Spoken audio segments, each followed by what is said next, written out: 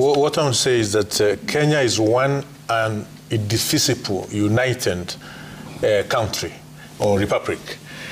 And this is through the Constitution, which we bestowed ourselves in the year 2010. And we have people who swore or who were sworn in to defend the Constitution, who swore their allegiance to the Constitution. And anybody, regardless of the status in our nation, who comes up with such kind of allegations or such kind of narrative that there can be secession in this country, that person must be dealt with by the relevant institutions established under the Constitution in an extremely firm manner. Because Kenyans bestowed themselves a very progressive constitution as one indivisible nation, and anyone, regardless of your status, you should be dealt with firmly by the relevant institution. Anyone, that is across the divide. Anyone, whether you are in government or in opposition, whether it is Raila Odinga or Uhuru Kenyatta, coming up with narrative of a secession, that person should be dealt with firmly by the people who swore to defend this constitution.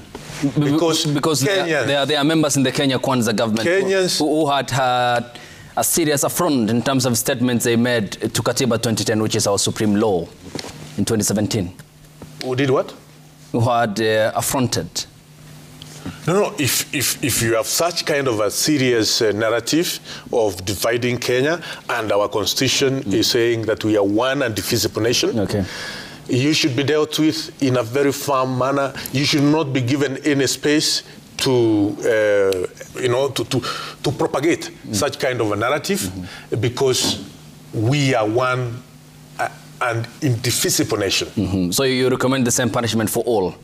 Of course. Okay, who have no respect regardless of your political affiliation, whether you are in Kenya Kwanza or you are in...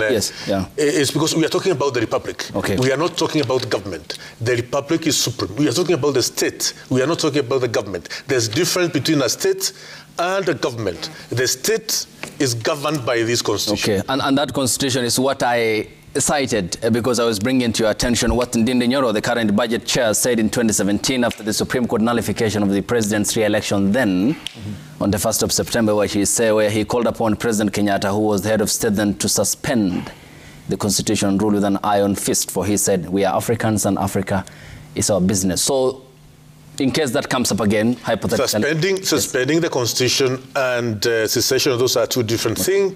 There can be serious anarchy in the country, for instance, but we don't foresee such kind of a situation in our country. It will never happen.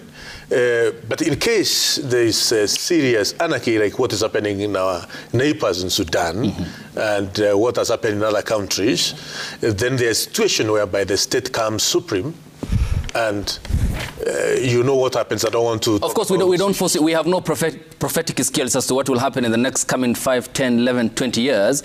But the bottom line and the common denominator is that the Constitution of Kenya 2010 must be adhered to, and the sacrosanct principle of good governance and constitutionalism must reign all the time. Correct.